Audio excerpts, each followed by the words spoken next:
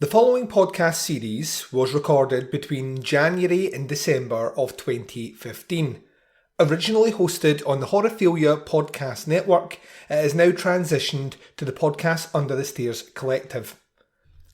Myself and Andy Blockley would like to extend our gratitude once again to Jason Lloyd at the Horophilia Podcast Network for giving this podcast an opportunity to stay on that network for a couple of years and accumulate hundreds of downloads and great communication with legions of fans.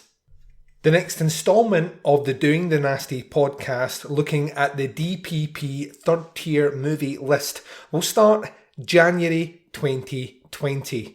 Duncan McLeish will be joined by Mark Ball, who will be replacing Andy Blockley on this podcast, and will release one episode each month covering 2 films from the Tier 3 DPP Video Nasty list. But until that season drops, please enjoy these archives.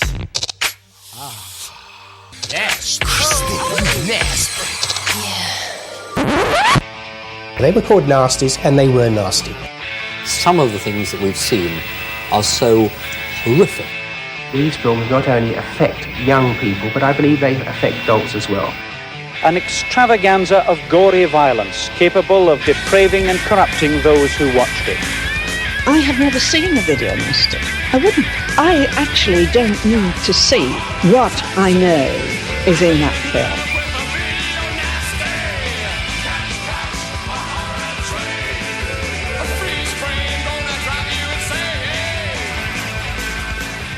And welcome back to another episode of Doing the Nasty podcast. This is episode number 15.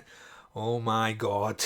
I am Duncan McLeish from the Podcast Under the Stairs. I'm joined as always by my co-host with the most, Mr. Andy Blockley from the Big Horror and Little podcast. How you doing, sir? How you doing, mate? Yeah, we're rolling through these now, well over halfway, aren't we? Yeah, it's a distant memory now. We are now charting in at about... I think we're at about 4 months left of the show, which is kind of sad feeling, but at the same time, the list of movies running up for this last 4 months are just littered with fucking awesome. Yeah, I bought a few of them on Blu-ray in preparation, actually. Oh, have you? Yeah. Very nice. I like that idea of prep, especially when it's things like Inferno. Inferno. Exactly. That's one of the ones I bought. I bought Inferno. I've got Living Dead at the Manchester Morgue. I'm thinking of getting Funhouse lined up ready for when we watch that. Oh, yeah. There's some good stuff coming up. I mean, it's weird, isn't it? So stuff like Cannibal Holocaust is just a distant memory now. It is. It feels like years ago that we discussed that movie. And once again, I just want to go out and just say right at the start of this episode, I did not hate any of these movies at all. No. So they're pretty decent coming up tonight. Yeah, which is, I'm starting to think that the non-prosecuted list is my bag. It's going to be more fun, I think. Because it's less films that are just on there just for vile, rape and degradation and that sort of thing. And it's just stuff that's just full of pretty cool gore. And that's why it was initially, raised to be prosecuted and then, finally dropped because they realise it is just a bit of gore and it isn't that bad. Yeah, so it's kind of, they're more watchable films, aren't they? More enjoyable, fun films rather than kind of gritty, dirty films full of rape and horribleness, which, both are good, but sometimes it just gets a bit heavy, doesn't it? You think, I just want to watch something that's a bit of a laugh. Crack a joke. Yeah, for God's sake. So it's pretty cool that we're kind of coming out of it, light at the end of the tunnel, we're coming out of this and away from these horrendous films. So yeah, it's pretty cool. Yeah, and I also want to just note that this is episode number 15. And at the end of this episode, we will have discussed 45 movies on Doing the Nasty, and this is the first episode, Andy, that I can say, hand on heart, without any ambiguity, this is a rape-free episode. Yes, it does. I've just lost a load of listeners now. those hardcore rape listeners, maybe, but there is a good 2 attempted rapes in this. In one movie, though. Doesn't count, though, does it? If not done to completion. It's 2 attempted rapes and eaten alive, or as it's known in this show for this context, death trap. But yeah, no actual rapes in these movies. So it only took us, to get through 42 movies before we would get a show which would have 3 movies that doesn't have them. And I kind of feel a wee bit sad. I feel a wee bit sad that we're leaving that legacy behind. Well, it just means that the films are getting tamer, doesn't it? Which, like I just said, it kind of means they're a bit more fun. But yeah, I think the horrific stuff is kind of behind us now, I think. Yeah, I think it's all in the past now, and it's the dawning of a new day. And with that in mind, we should probably tell you what we are actually reviewing on this show. So coming up first will be Andy talking us through Contamination from 1980. Yeah. Then I will bring the thunder with Dead and Buried from 1981, and then Andy will explain to us the sense behind our last movie, Death Trap, aka Eaten Alive, from 1977, which, by the way, was Toby Hooper's follow-up to the Texas Chainsaw Massacre. It's the movie he made after it. Yeah, and that just it's obvious, isn't it? It's just like he just clearly didn't have enough redneck killing in that first movie. He just wanted some more. So Andy, like I do at the beginning of every show, I need to ask you, what have you been up to? Well, I've been smashing a cast iron bath to bits with a hammer. Is what I've been up to. So that's what I've been doing, and I've been tiling and watching Video Nasties.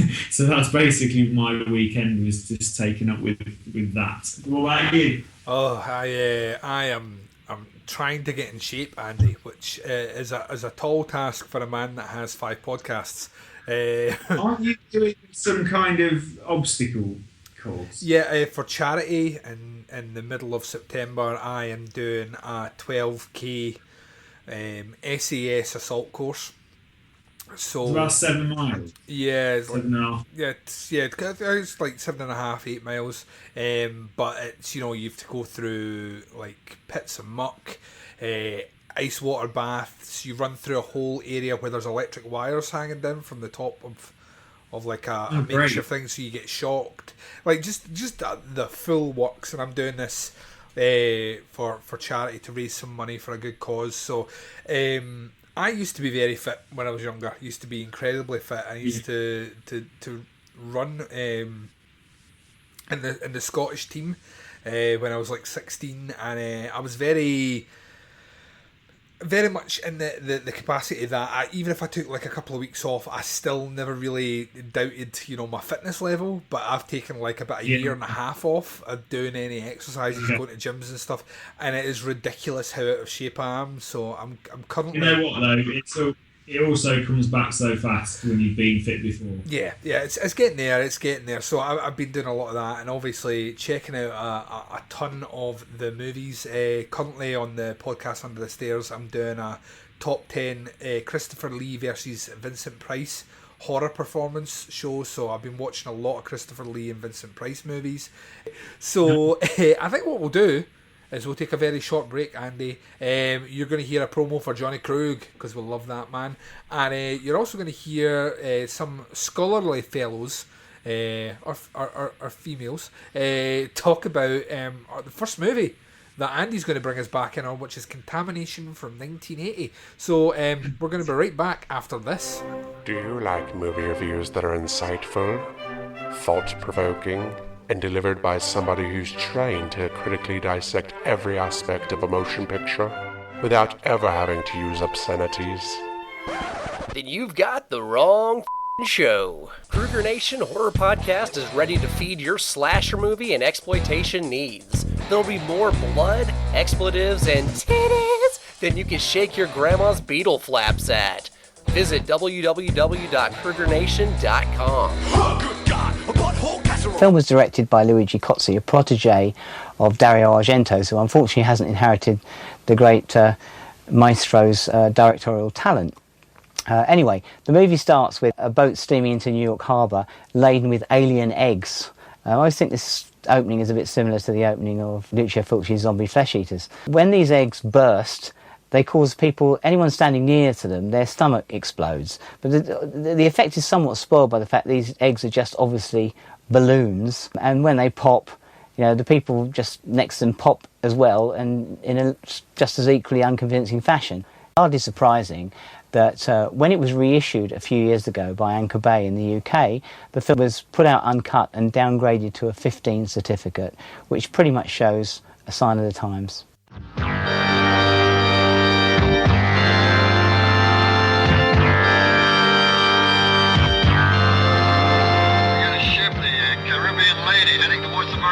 Bridge. It's not answering our radio calls. Hey, Matt, suspense is killing me. What do you think? There's not a soul in sight. Really weird.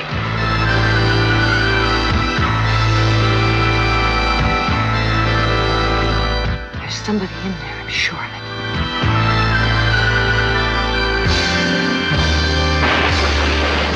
And welcome back.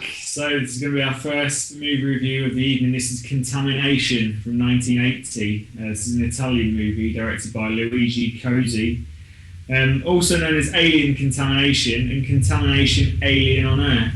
Oh, and Toxic Spawn. Now, the alien thing is going to come into play when I start talking about it, because I mean, initially when this film kind of started, I thought, am I watching zombie flesh eaters here? Because it's like a large pulling into New York Harbour, seemingly abandoned. That seems pretty familiar. The ship is then discovered to be carrying large containers of coffee, hidden inside which are these like weird egg kind of things. So a crew is sent in, to explore this sort of ghost ship.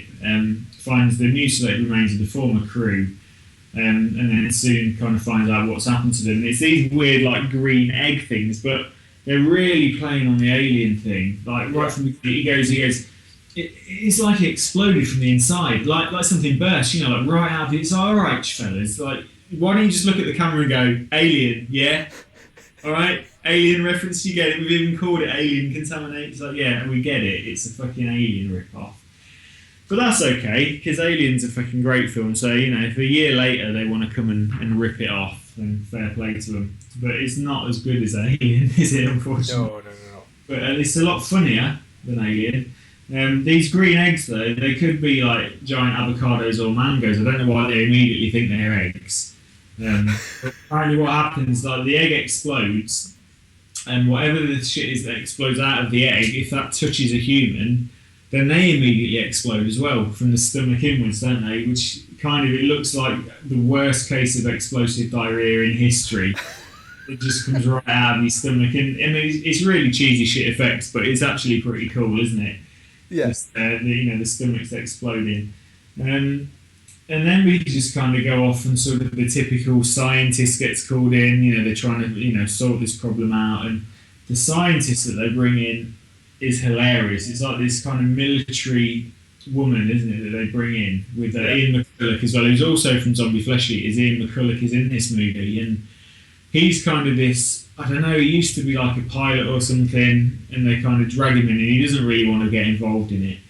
And then that leads us to the one of the funniest, what's meant to be like a rousing speech, isn't it, to kind of get him on board with this little mission. And I've actually got a clip to play, so we should probably play that now, because it's pretty hilarious. What do you want from me? With all my diplomas and official recommendations, I'm still a wreck. Then you can just go stew in your own juice, wallow in self-pity. But I thought that under that wreck there was still a man. A man who had the guts to go to Mars. A man who fought to the end for what he believed was right. A man who could help us save this frail planet from a fate worse than death. But that man remained on the glaciers of Mars, and this whiskey-soaked wreck is just empty. You're a man, I What would you do? Nothing. You do nothing, Hubbard, because you're incapable of doing anything. You're too soft. You're half a man. That's just so that we understand one another. Yeah, I believe we do understand one another. Now, what about that little trip to South America? And it's basically her kind of trying to force him into, like in Mad Max, right, where the guy that looks, the David Icke lookalike character, kind of tries to rouse Max into helping them, and Max just punches him in the face. Yeah. It's a bit like that. Like, she starts kind of slagging him off and going, look, you used to be a man that did this, and I thought you were a man that did this. And then he just belts around the face really hard and goes, that's just so we understand each other.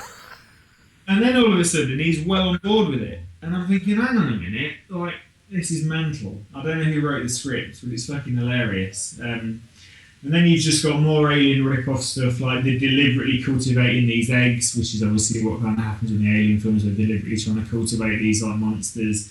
And then you've got the other like weird sidekick guy that thinks he's God's gift to women, and even comes out with a line at one point. He goes, "Oh, she's the only woman I've never got past first base with." Like he's really annoyed. And I'm thinking, hang on a minute, I don't actually know what first base means. I know Americans like to use baseball terms as to how far they've got with a woman. First base, what was that, kissing? Is it? I think so, yeah. Second base, what? Finger?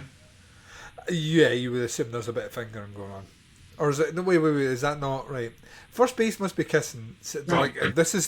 See, in America, you have these like base things. See, over here, you wouldn't go back to your friends and said, you know, "Oh, I got a snog." You wouldn't really speak to your friends unless you'd fingered her, which is pretty. Like, that's what my friends were like anyway. It usually involved you holding your horrible fingers underneath someone's nose. Yeah. Which that's how nasty we were over here. The Americans are probably a little bit more classy than us, then, aren't they? They've just invented a baseball-related euphemism where we just stick a pair of dirty, smelly fingers into someone's nose. Yeah, I think first base must be kissing. Second base, not your hands up the top. And then third base is a finger, and fourth base is shagging, obviously. Hang on a minute, no, home run's a shag. Surely. Is it? I don't know. Oh, yeah, it must be. I don't know. I don't fucking know. Someone in America, please explain to us your foreign ways. Because I don't think there is a fourth base, is there? Isn't fourth base like the home run? Yeah, the fourth base is like home run, which you would imagine base has got to be oral then. I thought it'd be like a finger up the, bum. Finger up the bum. If you're that way inclined, I suppose. I don't know. Dirty base. I don't know. Yeah. Anyway, let's not base. We could spend all day trying to work out what this base system is. I lost where I was. Anyway, they, I don't know. Weird octopus monster thing at the end is kind of what the film culminates to, isn't it? It was supposed to be, I think, like the Queen, I imagine, which is quite a funny effect. The whole film's just pretty funny. Like, it's obviously an alien rip-off. It's like they know it's an alien rip-off. They know we know. They know we know that they know. But it doesn't really matter, does it? Because it's just quite good fun. Like, the script's ridiculous. So, the dialogues and, some of the stuff that people say, obviously you've just heard the clip, is insane. That's a completely serious bit of dialogue there with no irony. It's just brilliant. Yeah, and basically these weird green egg things are just trying to wipe out human life on Earth. So it's basically just think Alien, but just set in the city. Minus the cool monsters. Yeah, pretty much. What did you think? Well, having you speak there has given me the time to approach Google with the question of what is third base. And we have an answer. So some people only consider French kissing to be first base. No, it's got to be French, has it? You've got to tongue. Okay. Yeah, it has to be tongue. Second base is direct physical contact, usually meaning his hands to her breasts. Okay. What's kissing then? Is that's not direct? How do you kiss someone without direct physical contact? I don't know. I don't think we should try and put too much logic in this. It also includes other forms of petting, touching, and groping. Third base may include manual or oral sex for either partner. Okay. So home runs, obviously. Hand job. Shagging. Yeah. Hand job. Or that could be considered heavy petting, I don't know. But yeah, so this movie, I dug the shit out of this movie. This movie was so much fucking fun. Luigi Cozzi is a name that I know quite well. He worked quite a lot with Argento. Okay. On some of his kind of later 80s projects. He's also the man that did the very failed movie, and the name escapes me just now, but when Argento did, obviously was doing these Three Mothers movies, so he did Suspiria, he did Inferno, and then it was years later before he did the Three Mothers. Yeah. Mother of Tears. So he did his version of one in the late 80s. and its name, it's going to annoy me. He did a version of it anyway, and apparently, I've never seen it, but apparently it's shite. So it's also known as Demon 6, I think. It's one of these ones that gets lumped under the Demon multitudes of sequels and, you know, other movies that came after. So he's a name that I know quite well, and it's funny that you pick up on a lot of those zombie flesh eaters. This movie was made the same time as Zombie Flesh Eaters, and it was made in the adjacent like production studio. Oh, really? With the same actor as well, wasn't it? Yeah, that's why Ian McCulloch's in it. I think it's also why that shot's so similar at the start. I just think he just nabbed it. It's heavily influenced by Alien, and obviously they didn't have the budget to set it in space, so they just set it in the city, which once again I think's pretty fucking funny. It's scored by Goblin. Goblin did the soundtrack for this. Yeah, totally. I fucking love Goblin. So you've got that. It's cheesy. It's wacky. Arrow have just put out the Blu-ray of this, so I've got the spec disc just now. I'm waiting on my copy coming in because it's on pre-order with Videodrome. It'll come out the same.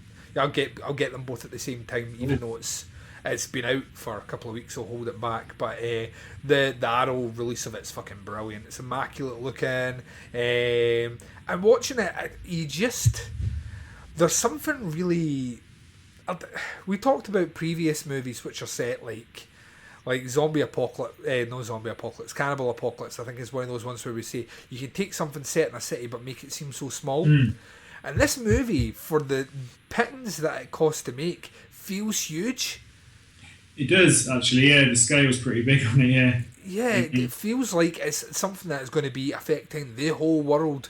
And I love that. And there's a lot of quick cuts and trickery and all the rest, but at its fundamental core, it's a cheesy alien rip-off movie, and I fucking love it for it. I think there's not many movies we've seen in the Nasties list that gave me much like fun. I was laughing my head off. See that slap sequence? You sent me the clip to play in the show, but I was fucking giggling like a small kid. It's brilliant because it's so out of the blue, right? And it's the sound effects. It's such a like wallop when he hits her. I just thought, where did that come from? Like, she's obviously trying to kind of belittle him into helping her. So she's kind of saying, you know, you used to be a guy that would help. You used to be a brave man and all this. And he just fucking clouts her. And I fucking laughed out loud because it's just so bizarre, random. And then that's almost them shaking hands and sealing the deal that he's going to help her, the belt around the face, and she accepts that that's fine. She's like, "Yep, fine. That's that's good. That's like our little handshake, and let's go." And it's like she's not even bothered that he's hit her, and that's why it's so funny. It's just so random. You think, who wrote that in there? Only in an Italian film would that be in there. But is that sort of thing again? Like, I am aware of this movie, but have never seen this movie. Yeah. And well, up until watching it for the show, and it's one of these ones where like Italian cinema is such a different beast entirely from anything else. That they did, especially at this time period, they were doing a lot of. I mean, we've already covered a couple. Look at Absurd, which is basically a Halloween ripoff. Yeah. And every now and again they do something, but they put their own spin on it, and for whatever reason it just makes it magical to watch. And this movie falls into that category. I had so much fun. The slow motion explosions of people's bodies in this movie are fucking amazing. Yeah. Like, absolutely amazing. And then even down to the fact that it doesn't even hide the fact that it's like trying to copy Alien with what are basically like footballs painted green. Yeah. Which which look similar to those ones that we saw, you know, in Alien. They look similar to the eggs, obviously not the right shape, but they're a similar sort of idea. The alien spores have a kind of lethal sort of acid that comes out them, which once again, Alien. But fundamentally, there's a mix of everything here. It's on some level it's like Invasion of the Body Snatchers, you know, the pod people, and I actually had an absolute blast with this movie. I highly recommend it. It is up in its entirety on YouTube. I've posted it to the Facebook page. So this is one that if you have a spare hour and a half, watch this movie, sit back and just, you know, allow the ridiculousness to engulf you. It's fucking brilliant. Yeah, totally. Yeah, I would recommend this one. Yeah, it is good. It made me laugh. What do you think ratings wise to it? Yeah, this one, right, if we're going on ratings, a slap on the wrist. I think there's some decent gore with the slow motion explosions. Yeah. That I think, probably a slap on the wrist. Feels quite fair. Did it deserve to be on the prosecuted list? No. No, definitely not. It's too much fun. Yeah. That's the thing, there's nothing kind of malicious or, you know, it's just kind of gross out, bit of little, you know, body horror kind of almost, isn't it? You know, stomach exploding, it's a bit of offal in there, and when the eggs explode, it's obviously just a balloon kind of filled with gunk. So the reason I wouldn't dismiss this is because it's a decent little film. You can kind of see why people might be a bit grossed out by people's stomachs exploding.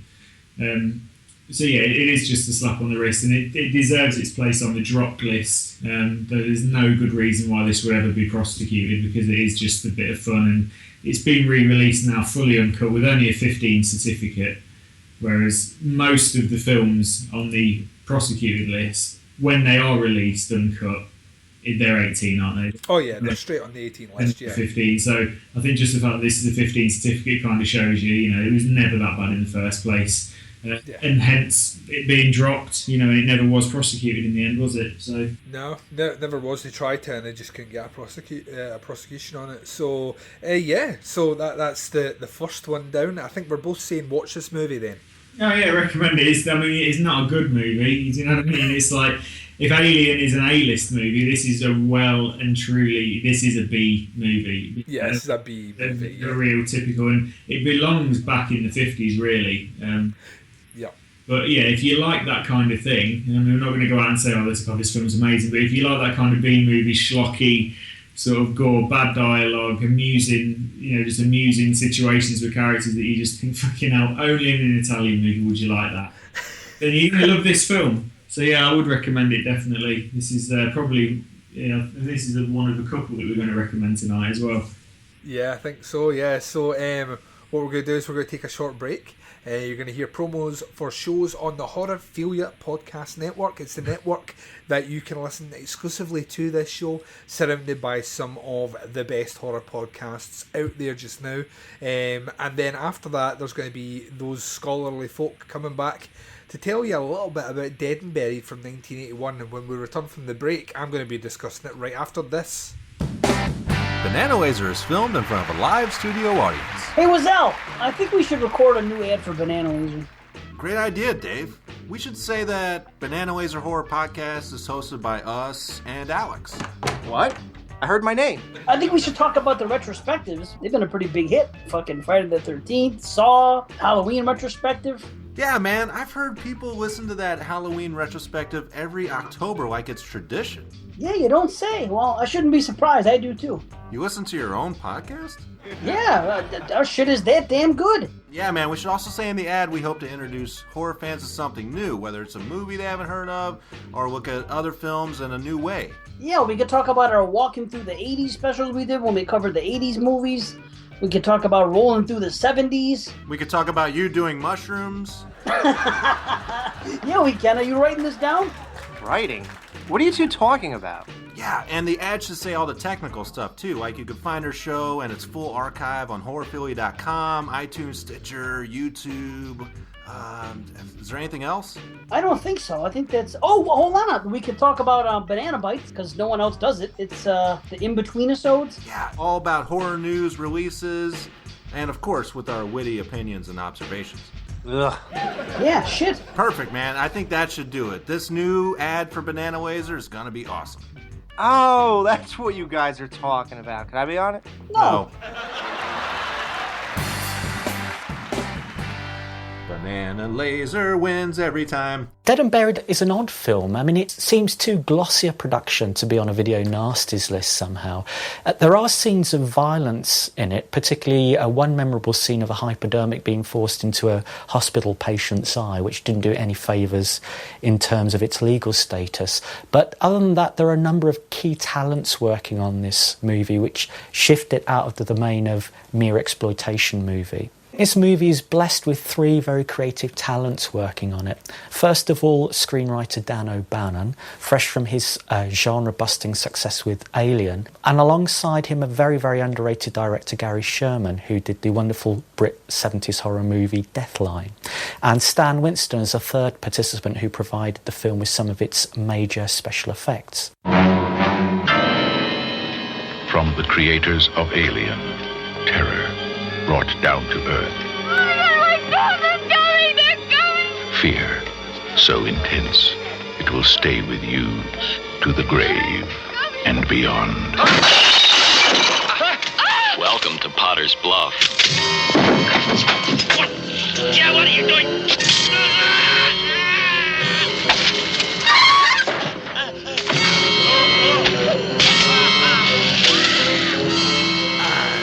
Welcome back. So this is the second movie review of the show. This is Dead and Buried from 1981 and directed by Gary Sherman.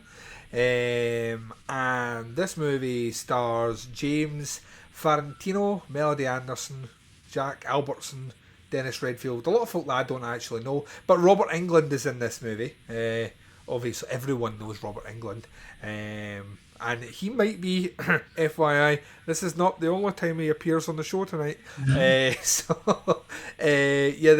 synopsis for this movie: a suspense horror film set in a small coastal town where, after a series of gory murders committed by mobs of townspeople against visiting tourists, the corpse begin to come back to life. It's funny because if you look at this has got an amazing story. If you look at the poster for this movie, it says, "From the creators of Alien brings a new terror to Earth," and that is a bit of a lie, but it's true. At the same point, Dan O'Bannon, the guy that wrote Alien, did have a hand in this, but he kind of wrote he wrote this, I think it was before Alien or it was just after Alien, and he wasn't happy with it, so he kind of wanted his name taken off it, and Gary Sherman, the director, basically said to him, "I'll tell you what, Jeff Miller said, if you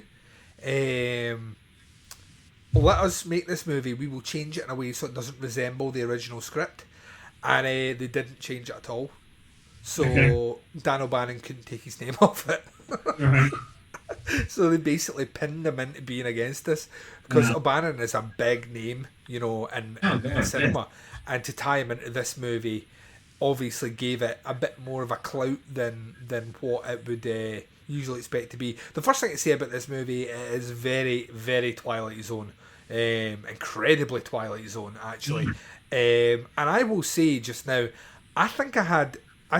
this is my favourite movie of the three we've done. As much as I love Contamination, I think this one is my favourite movie that we've done on this show, and I'm going to go one step further and say this is my favourite one that we've done in a while, excluding like the Fulci ones and the Argento ones. I fucking dug the shit out of this movie. I'd never seen this before. I had seen it before, and when it came up I thought, I remember this. I watched it a couple of years ago. And it's really good. Like, whereas Contamination is like a bad good movie, this is a good movie. This is a decent little horror film that I'm like surprised. Takes you by surprise because it's got really high production values. This I had no idea where this was going at all. Like, absolutely no idea where this was going. So the synopsis there is kind of spot on. Basically, people are dying at the hands of the townspeople. Our sheriff is looking into it. But the people that are dying are coming back to life and seemingly are kind of very devoted to the town after they come back. And it turns out that the ending, spoiler alert, is that the mortician in the town, who was disbarred from practice in a previous county, is basically, he's found a way to bring people back to life, reanimate them and control them.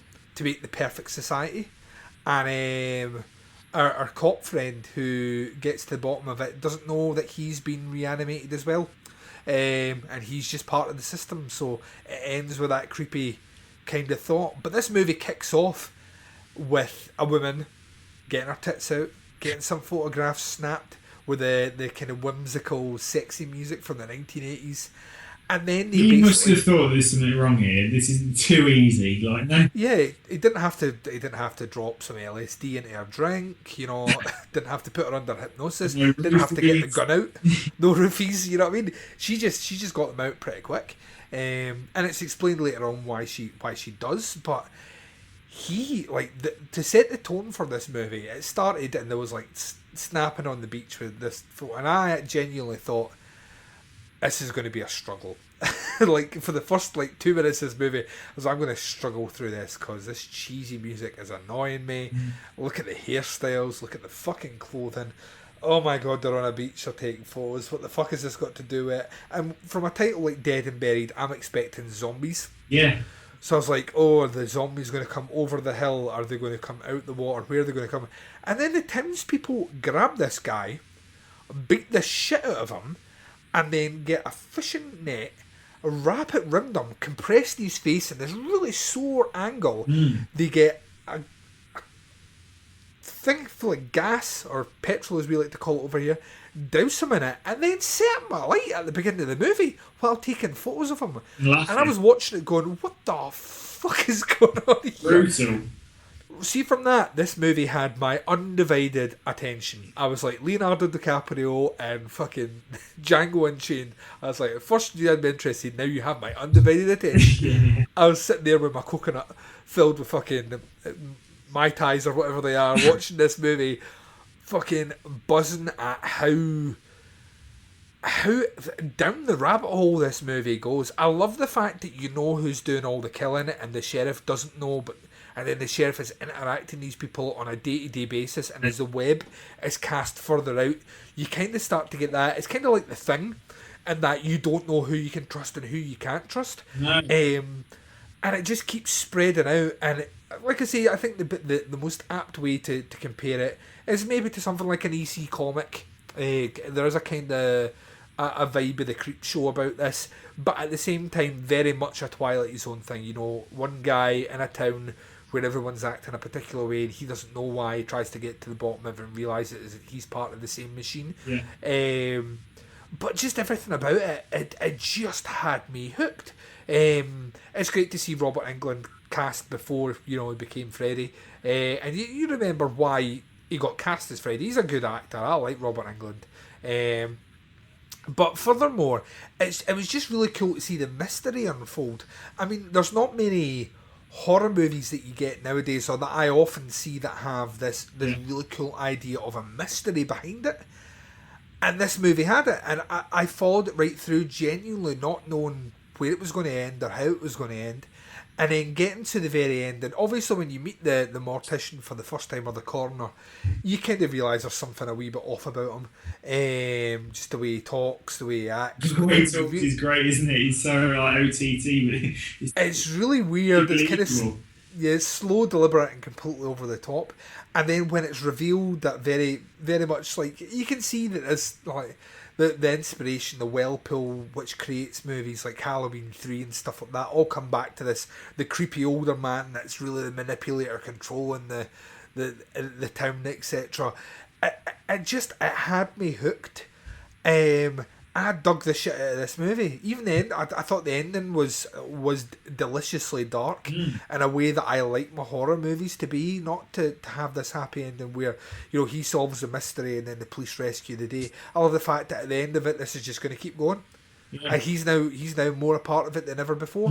Fucking brilliant! Absolutely, really, genuinely, I love this movie. I think this movie is. How have I never heard of this movie? I know, it's mental. I think we should do a genuine kind of spoiler alert for the next 5 minutes, because I think if people haven't seen this, they really should check it out before it's spoiled, because the ending is really good. So let's go into spoilers then. Basically, Sheriff Dan, who's kind of our almost hero that we're kind of following throughout the film on this mystery he is also one of these zombies. Yeah. Which I kind of thought, because one of the first things I thought where they messed it up is I thought the guy that they kill at the beginning obviously comes back as one of the townsfolk. How does the sheriff not remember him? And go, hang on a minute, you've been here all along, but you only turned up the other day because you're the reincarnated dead guy. But they write it off in a very simple line that the dead have no memory. Yes.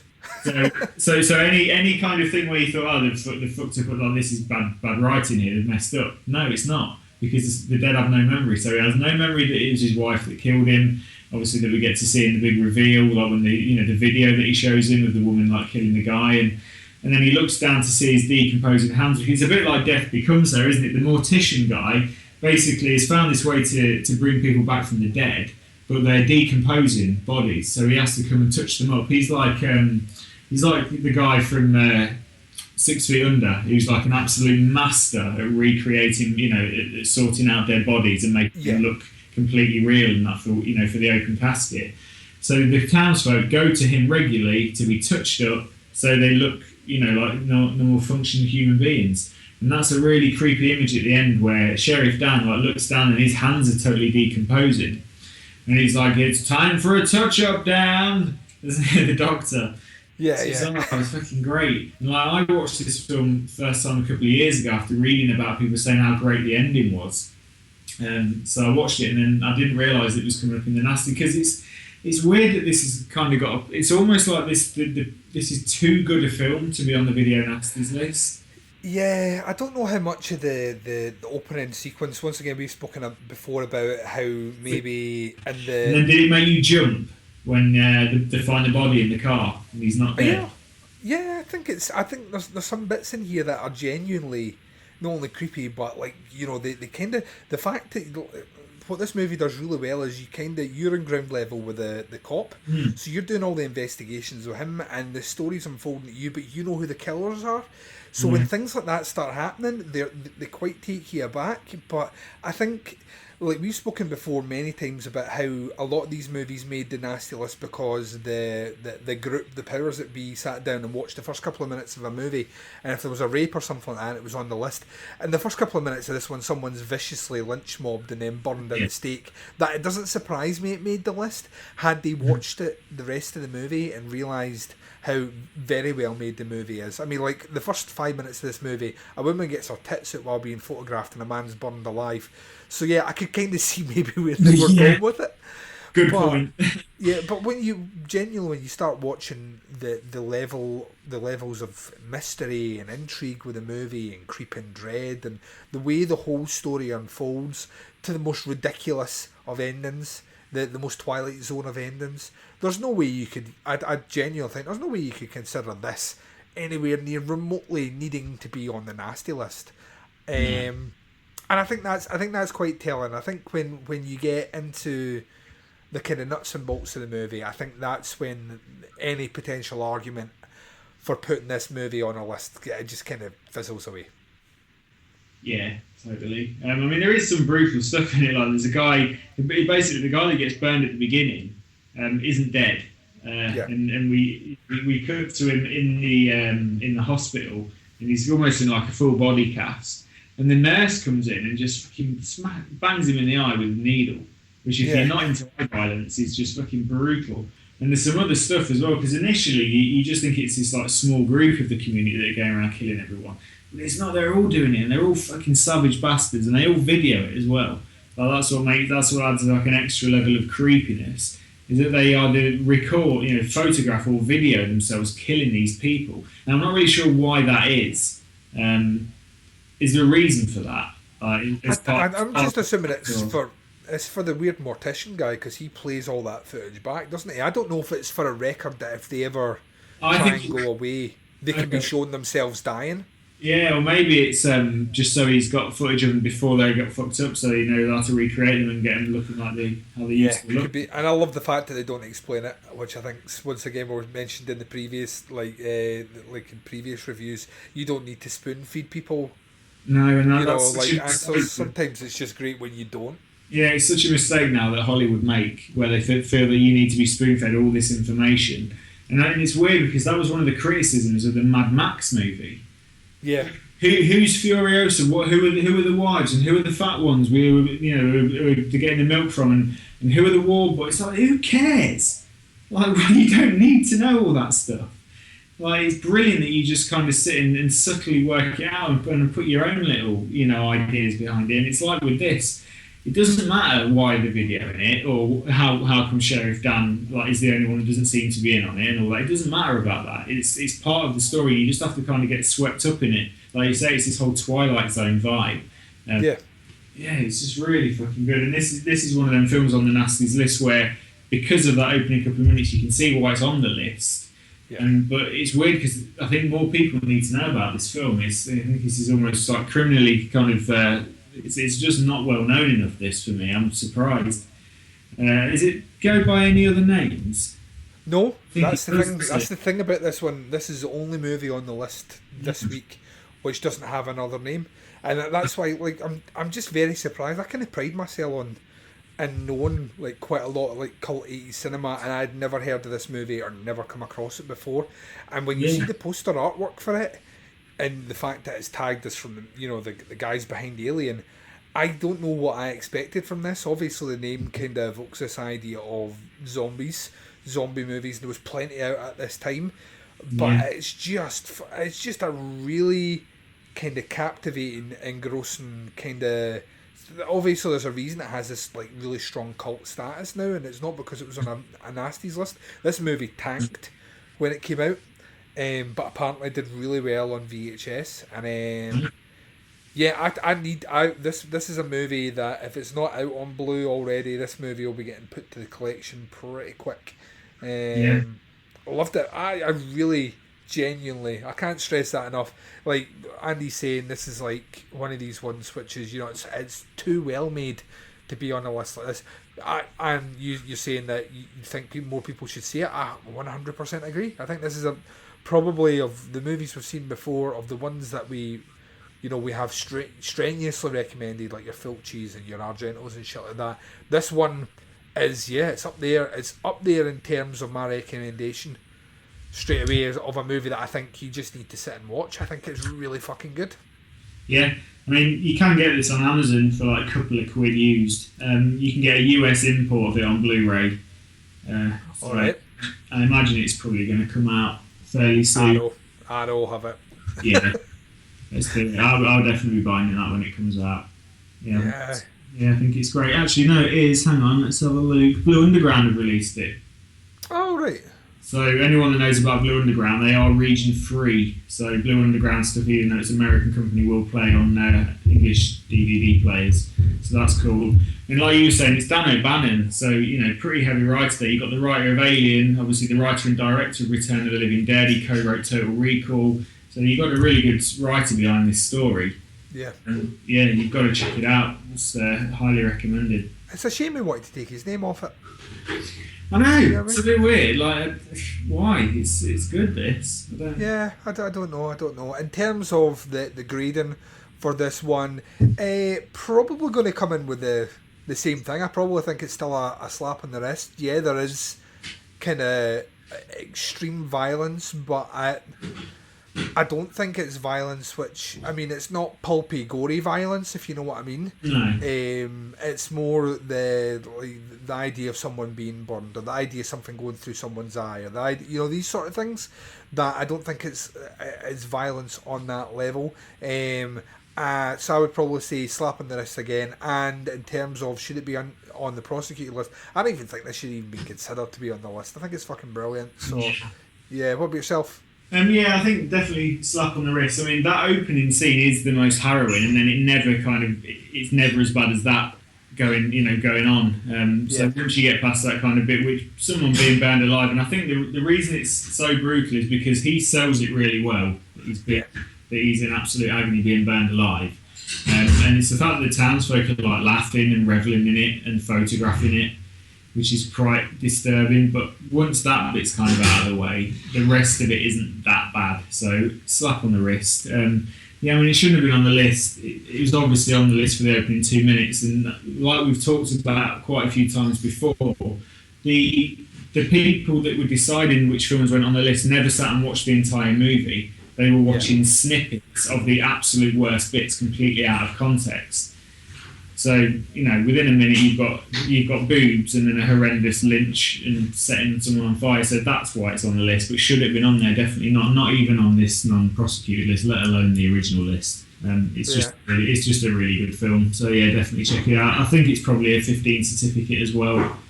Let's have a look. So I think a lot of these are going to turn out to be 15s. 15s, yeah. It's down as an 18. Really? But that's a VHS though.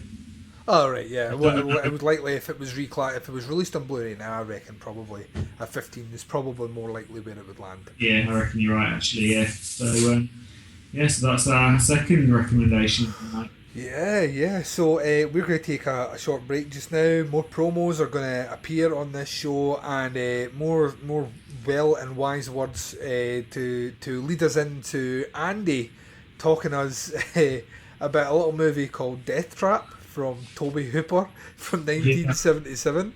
This is a movie made after Texas Chainsaw Massacre, so I can't wait to hear what this movie's like, Andy. Are we going to get a hat trick of recommendations? I don't know. People will just have to hang on and see what we say right after this. Well, Gary, here we are. Somehow we made it through here. What? Where? We're in the sequel, of course. Sequel? What sequel? Well, Sloppy Seconds, the movie sequel podcast. Come on, get with it. Oh, that's right. Our podcast is exclusively about sequels, where the budget is bigger. Well, we don't actually have a budget. Get away from her, you bitch! But the action's more exciting? I don't know much about action. Hey, you got a line? Sure, man. Allow me, scum. The babes are hotter? Wait, there's babes involved? How about some of this? So tasty and hard and firm, and it just melts in your mouth. Do the kills get gorier and more extreme? Kills? Did we talk about this?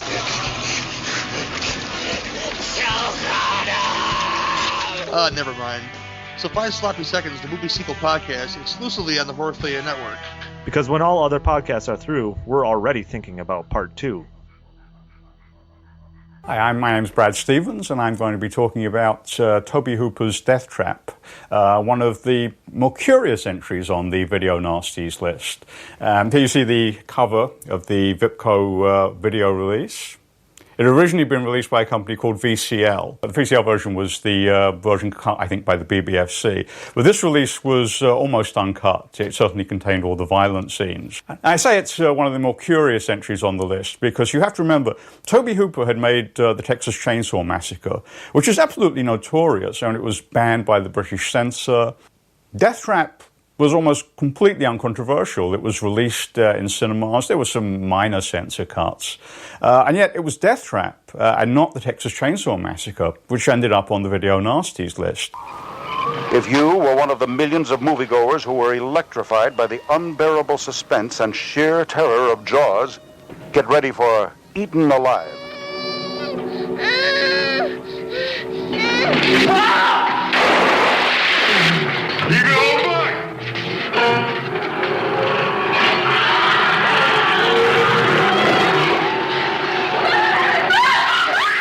Okay, welcome back to our third and final movie review of the evening. This is Eaten Alive from the USA, 1977, directed by Tobe Hooper. Now, this is obviously his follow-up, quite obviously as well, his follow-up to Texas Chainsaw Massacre. He just wanted a little bit more of the craziness, and I think we get it, don't we, in this? Just a bit. Yeah, I mean, it's kind of different to Texas Chainsaw, just in as much as that's quite a coherent movie. Obviously, it's a bit, the characters are crazy and the stuff that happens is a bit out there with the family and stuff. But with this one, this is just like some kind of weird acid trip. It's so bizarre, isn't it? Like, yeah, it's just such an odd film. We've got Robert Englund in it, and I don't know what he's doing at the beginning. He's like trying to get this prostitute to do something. I'm assuming it's take it up the bum. Yeah, I think it's anal. Yeah. Yeah, and she's obviously just not up for it. So does she kind of go on the run to this this hotel? Yeah, she decides that. Yeah, so she decides that she doesn't want to do anal, and this angers the mistress of the whorehouse, who basically says to her, if you're not prepared to do what the customer wants, then you need to get the fuck out. Yeah. So as she's leaving, the kind of coloured lady, who is we can only assume some sort of house help or something, because that's how racist this movie is, suggests her that there's some hotel just up the road and she should go up there, but shouldn't tell the man in there that she has come from this house, because there's a certain reputation that goes with working in this house. It's worth noting as well that any fans of Kill Bill out there that love that line, the name's Buck and I like to fuck. Oh yeah. It's taken from this movie. Really? Okay. Because that's what Robert Englund says, and I was like, that. No fucking way. But how did I miss that? I missed it. I can't believe it. He basically says to her, the name's Buck and I'm here to fuck. And she starts to freak out. It's when he's taking his belt off as well. The scene's almost mirrored in Kill Bill. Okay. And I did a bit of typing online, and turns out, that's where Tarantino took it from. Tarantino likes this movie. So she goes away up there and she comes across this hotel which happens to be beside a swamp, and it's run by the most redneck man in Rednecksville. He makes the family in Texas Chainsaw look normal. He does, and he has the most. You know how like some people keep cats, some people keep dogs, some people are more exotic. They keep pet tarantulas, snakes. Some people keep rare and exotic birds. Occasionally monkeys. This guy has went the next level, Andy. He is seriously taking it to the next level, yeah. It's a giant fucking crocodile, and this thing is huge. Yeah.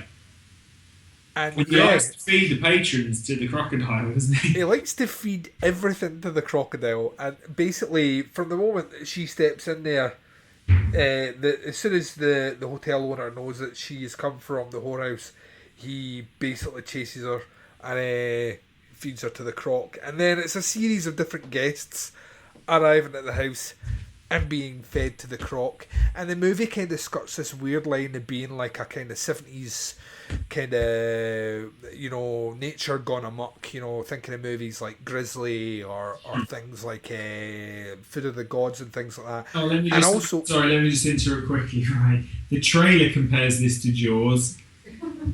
Yeah. Which is... That is a little bit of an insult. It's like, I see what you're going for. Jaws, it is not. It's funny because obviously Jaws is Spielberg, and the two of them would go on later on to work on Poltergeist, so and you can tell that Spielberg directed Poltergeist and not Hooper, because of the way this movie looks and the way the other ones look. Imagine if Toby Hooper had have done Poltergeist in this style. Oh, it'd be the scariest fucking film. That would have been a completely. It would not have been a PG. I like, because like Poltergeist is one of the movies that prompted the introduction of PG-13 in the States, because it was just too terrifying to be given a PG rating. Well, that's got the face peeling scene. I always think that when people go, it's just a PG, it's like, the face peeling scene is pretty brilliant. There's a whole generation of kids went to see that in the cinema and were scarred for life. But yeah, so I mean, there's like, Hooper has this weird way of... He's a very goofy director at the best of times, and you see that in movies like Texas Chainsaw Massacre has some goofy. The fact that Tobe Hooper says that, in his opinion, Texas Chainsaw Massacre is a comedy, that pretty much makes me think that he has the darkest sense of humour of any human being on the planet. It makes more sense when you see Chainsaw 2, which is obviously a comedy. But it's weird. It's like Freakin' said that Exorcist isn't a horror. Yeah, it's like, it is, mate. And Texas Chainsaw Massacre is not a comedy, my friend. Yeah, and I get the feeling the more of Hooper's movies that I see when you watch movies like Life Force or The Mangler, or if you see things like Funhouse, which is a movie we'll be doing soon, you'll see that he always skirts this really weird kind of surreal level of kind of goofy, but it's certainly dark comedy, isn't it? It's dark. There's real dark bits in there, and I think what's weird, like the way that takes them, just moving back off of this, moving on to Texas Chainsaw, like initially, Leatherface is really fucking scary, and then you realise that he's just this little timid, little like demented kid.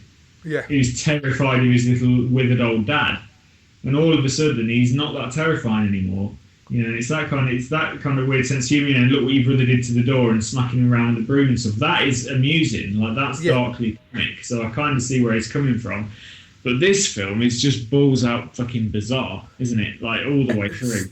Yeah, it's so off the wall, and it's so like the quirky aspects of Chainsaw, like injected with steroids to the max and suffering extreme amounts of roid rage.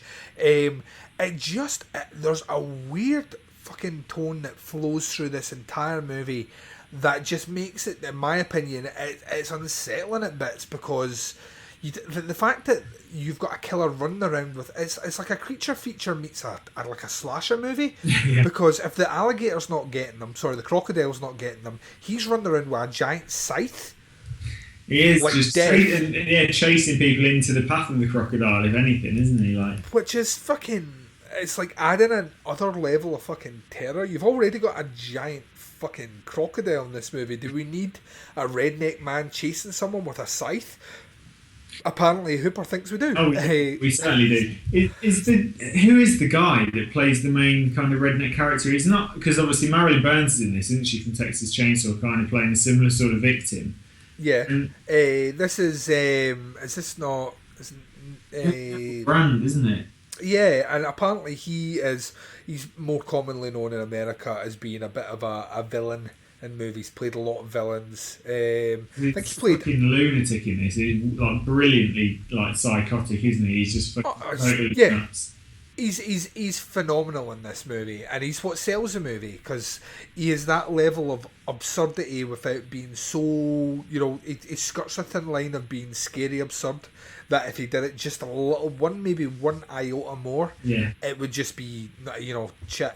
But he just kind of skirts that line.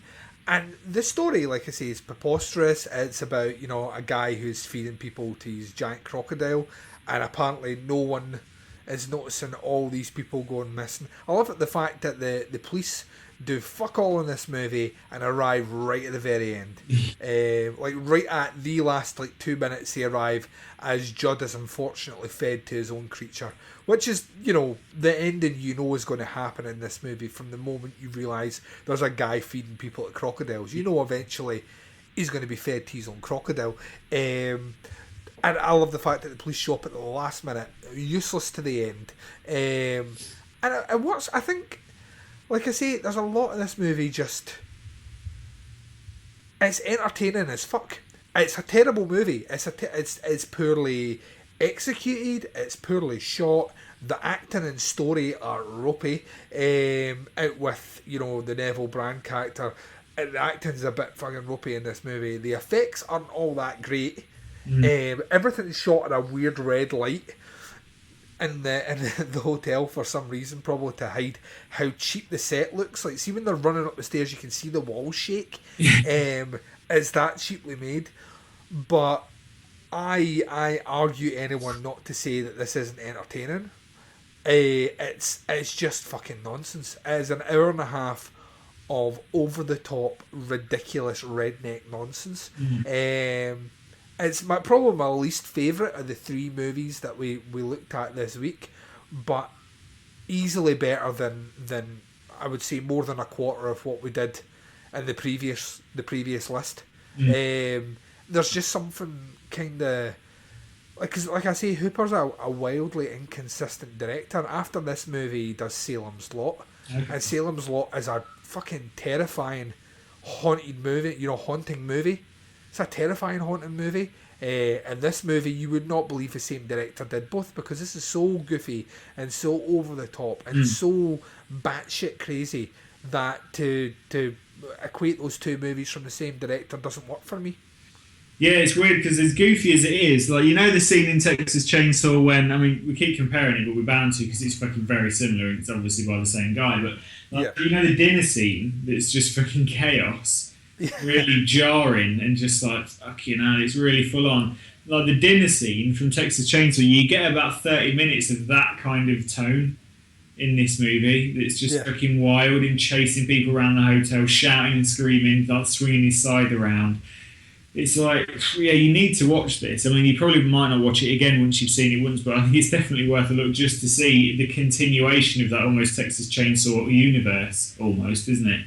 You know, Judd could be the brother of the dad from the first Texas Chainsaw movie. Oh fuck yeah. His long lost brother or his uncle or something. You know, it's totally in that universe. Yeah. Robert Englund's great in it. Is just this weird fucking redneck. Marilyn Burns, I think it's the last film she did before she just kind of disappeared into oblivion and we never saw her again. Yeah. And she's pretty good in it. She's probably one of the most believable kind of parts. And it's weird because like Robert Englund's character seems to be obsessed with sex, but then when he gets a really attractive prostitute, he's not interested in having sex with her. He's just more interested in finding out what's going on in the hotel, isn't he? Like, that's all he seems to be bothered about, which is a bit rubbish. She's sitting there, tits out, and he's just going, hang on a minute, I'm just going to go and see what's going on over here. And you think, come on, mate. Your book is raring to fuck, apparently. Yeah. It's, apparently not. Until he sees a shiny penny. Oh, a penny. It's weird because, like, I don't know why this is on the list and Texas Chainsaw isn't. Do you know what I mean? Yeah. You would imagine that it's probably because Chainsaw had been out for quite a while, and the VHS distribution of this one probably landed right at the wrong time. Yeah, okay. And yeah, I mean, doing a bit of reading into it, this one took basically when Texas Chainsaw Massacre finished, Hooper went right into this project, and it took him years to finish it. Which is weird because it genuinely looks like it's been shot over a weekend. I feel like it took years to shoot this movie. But it did. He really struggled to get this one out, and it has a cult following. For people out there, it has that kind of quirky cult following, but at the same time, it's a weird fucking movie. It's really, really weird, and one again where Arrow's just put this out on Blu-ray, or it's just about to get released on Blu-ray. One of the two. Yeah. And I'm considering it. I'm actually considering it, if nothing else, to add to my Hooper collection from Arrow, because they've obviously put out Funhouse and they put out Life Force as well. So I'm considering, but it's not the sort of movie. It's the sort of movie that you get a group of your friends, you get some beers in, you sit down, you can chat amongst each other, and every now and again look at the TV, and you're guaranteed to see something completely over the top and preposterous, but fucking entertaining as shit. Yeah. It's another recommend. This is a third recommend from me. Obviously, like I say, with the caveat that this is not on the same level as the other two movies. This one is schlocky as get out. But I had a blast watching all three of these movies, and I know the inevitable question is, how do I grade it? And this one lands the same as the other ones. It's a slap on the wrist, and no, it shouldn't have been on any. Shouldn't be on the prosecuted list for sure, and shouldn't be on this one. So, yeah. So, what about yourself, Andy? What do you think? Yeah, totally agree, mate. Full House with that tonight, slap on the wrist. It shouldn't have been on there.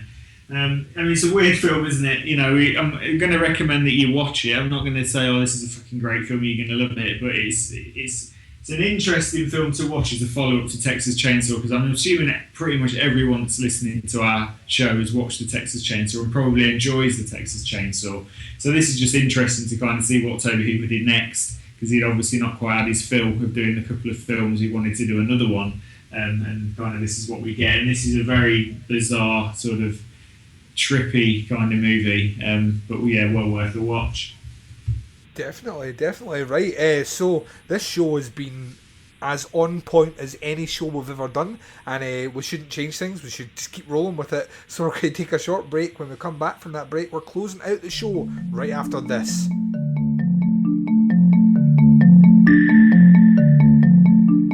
There are many mysteries in this world, and whether you believe or not believe, we gather to explore the strange and unexplained, where the paranormal is normal and nothing tastes like chicken. We are Mysterious Boom! Exclusively on the Horrorphilia network of podcasts. Okay, so that's our 3 movies for this evening, and probably one of our most amicable shows.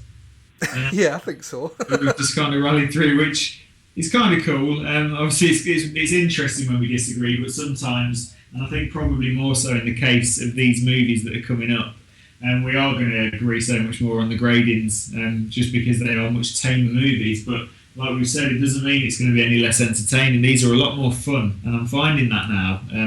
You know, the couple of shows that we've done so far, and definitely the shows that we've got coming up, it's almost it is a bit more enjoyable, isn't it? Just because the films are not as kind of depressing, and they're a lot more fun than the old ones.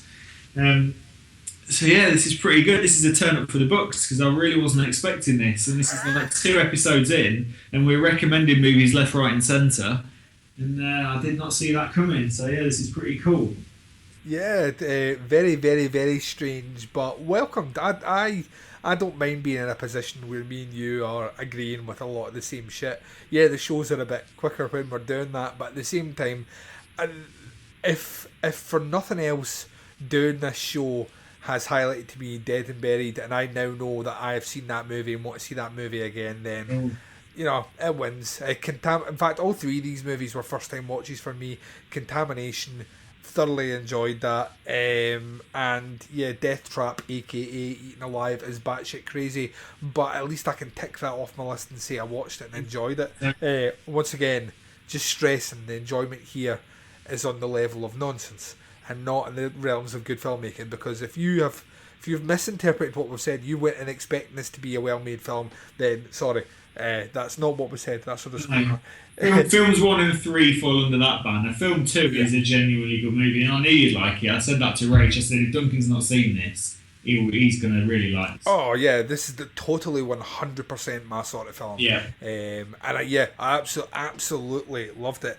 Andy, we need to find out though, in 2 weeks' time when we reconvene on this show, what's the next 3 movies we're going to be doing? Right, for me, I don't know about for you, but for me, we are sinking back into the realm of unknown. Deep River Savages, Don't Go in the Park, and Don't Go in the House, and Don't Go near the park. Not even near the park. Can't I go near it? No. All right, well, I'll tell you what, I'll stay away from the park. Don't even go near it. All right, fucking hell. That's a bit...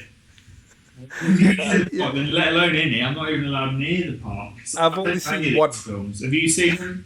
Yeah, I've seen 1. I've seen Don't Go in the House. Okay. Why are we not allowed in the house?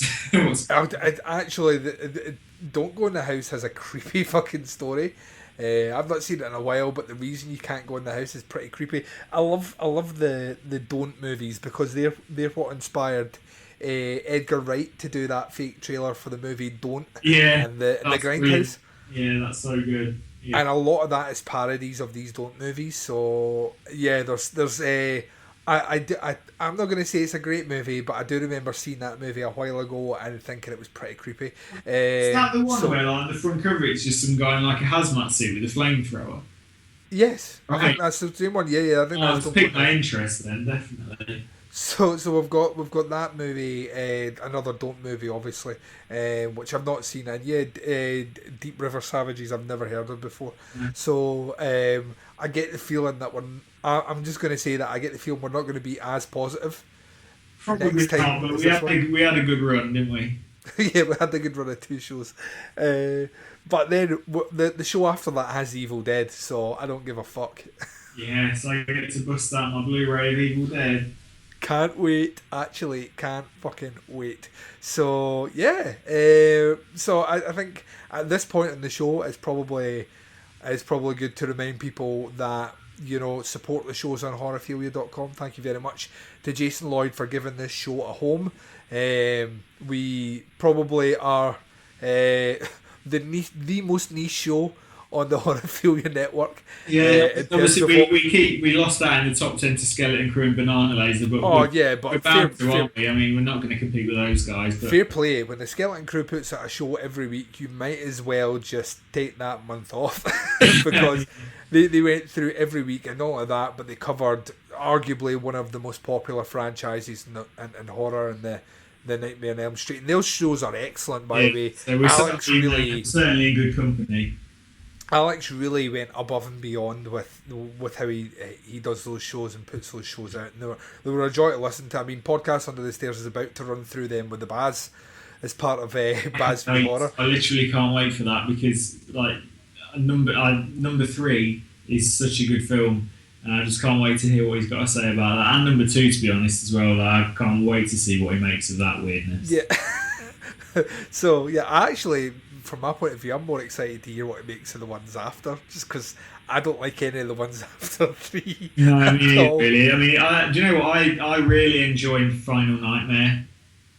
I love how surreal and weird it is, just in that weird little town where there's no kids and stuff. I think I really enjoy that. But 4 and 5 can go fuck themselves. I don't mind New Nightmare, actually. I don't mind as a kind of proto Scream. I don't mind the Yeah, I didn't realise. Do you know what? I heard the guys on Podcast on Haunted Hill talking about Wes Craven's New Nightmare when they did their retro, and it made me go back and revisit it. And the only thing that annoys me is that screaming kid. He ruins that movie for me. Yeah, he's the Bob of that movie. Oh god, he's the Bob and the Jar Jar Binks.